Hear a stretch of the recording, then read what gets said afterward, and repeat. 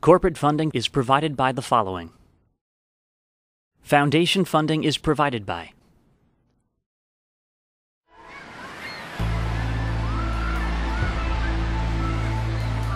But by day 14, Los Angeles' weather finally cools, and so does the demand for more electricity.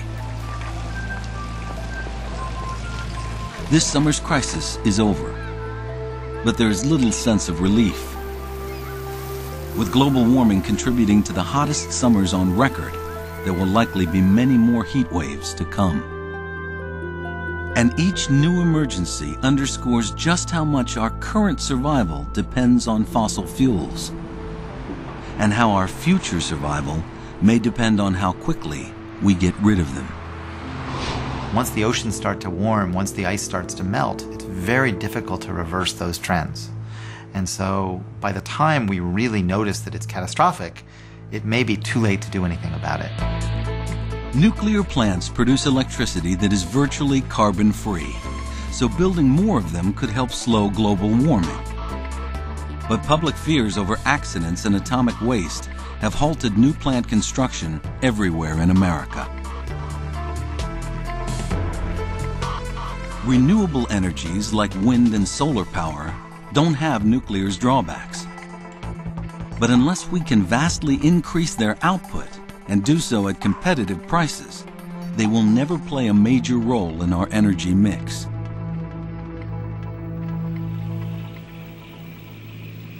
But on the edge of the Mojave Desert, about a 3-hour drive from Los Angeles,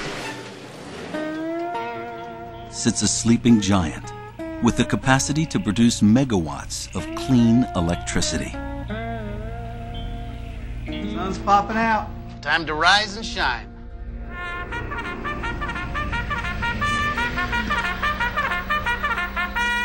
Welcome to Kramer Junction.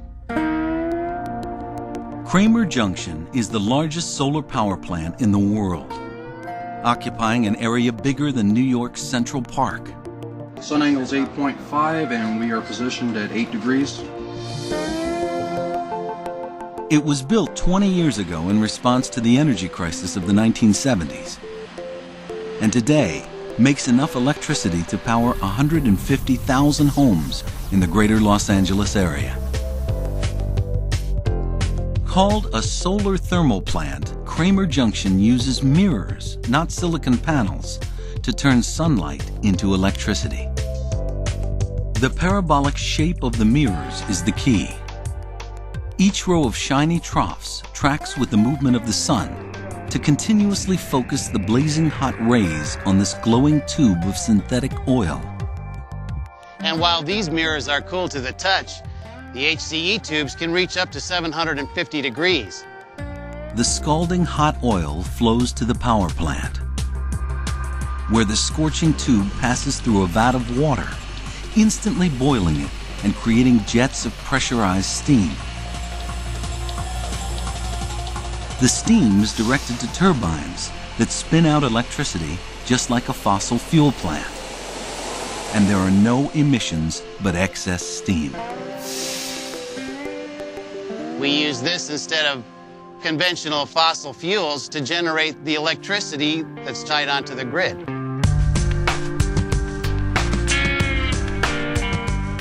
In the Mojave Desert alone, there is enough sunlight to power all of Los Angeles County and the rest of the country as well. But Kramer Junction is the only solar facility out here. The obvious question is why? What communities are going to be willing to cede the amount of open space that would be required for making that a reality? You also have to layer onto that the transmission requirements to get that big field of solar mirrors connected to the grid where customers are. When you transmit power, you lose power just by the nature of transmitting through copper wires, but it also costs money. It's always better to produce electricity closer to where you need it. America's second big thermal plant is doing just that.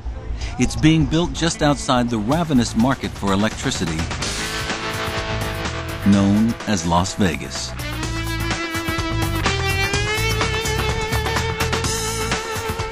So it will avoid the high transmission costs faced by Kramer Junction. and should become a major source of electricity for this fast-growing city.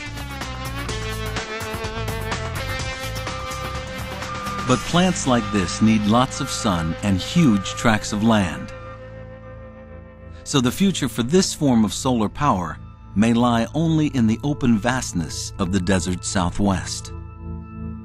And for some observers, all solar power has a critical limitation that will keep it from ever becoming a major source of electricity anywhere. The sun doesn't always shine. And when the sun doesn't shine, it's not generating electricity. And we don't have the batteries yet to store the energy properly. Without the ability to store the daytime power they produce, solar thermal plants shut down at night and stop making electricity. Solar is absolutely marvelous technology for numerous kinds of applications. Running your calculator so you don't have to replace batteries, and running remote things. It just isn't going to run the United States. It can't even come close.